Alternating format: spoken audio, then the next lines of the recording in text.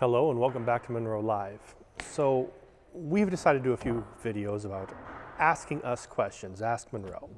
And one of the questions that came up was, what do I not like about current styles in vehicle interiors? Now when it comes to style, honestly, anything goes. I'm an engineer, my job is to create it, to make it work.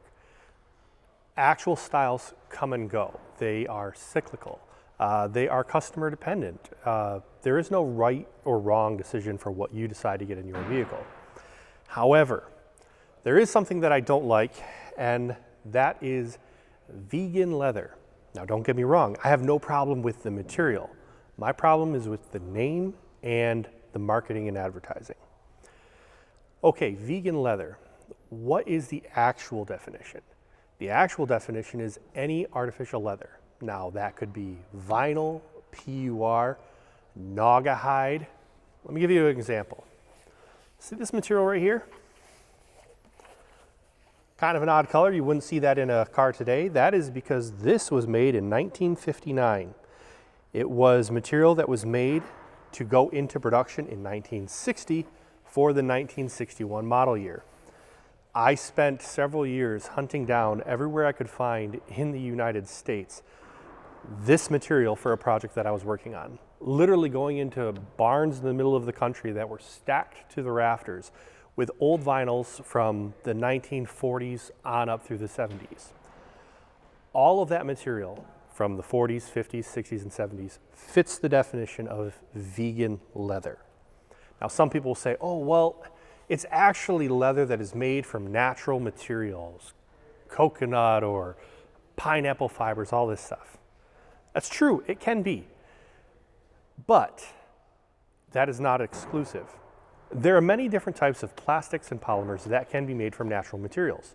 Specifically, Ford's seat cushions are actually made from soybeans. Am I going to call that vegan foam? Well, no, it's just a natural material that has been processed into a polyurethane to use in foam. Well, that is what vegan leather is. It is a natural material that has been processed into a polymer that can then be used as an artificial leather. That's just the carbon source. You can get carbon from oil, you can get carbon from any carbon-based life form. Process it into that raw material. All right, so then why do I hate the name and why do I hate the marketing? This is why. A vinyl or any type of an artificial material comes in a roll. All right, leather we know is expensive. Leather does not come in a roll. Leather comes in the shape of the cow. All right, so I have an expensive material, comes in the shape of a cow. Well, that artificial vegan leather, maybe it was an expensive artificial material as well. Okay, but it came in a roll. It actually takes a skilled craftsman to work with this leather to cut it for use in a vehicle. You actually have to nest each and every cut pattern anywhere you can in this natural leather, trying to avoid hard wrinkles, flank area, bug bites. You have to do all of that. That means that on top of it being an expensive material, it's a lot more labor. All right, but what about that roll? I can hire anyone off the street to click a button with a cookie cutter press to cut out all of that material that you need if I'm using a vegan leather. All right, so the marketing. The reason why they're telling you vegan leather is because they want to sell you a vehicle for the exact same selling price as a leather interior and trick you into thinking that it's something special, but it's a vegan version of leather. When all it is vinyl, cheaper material, cheaper processing, but yet you are paying more. That is why I have a problem with the name and the marketing behind that.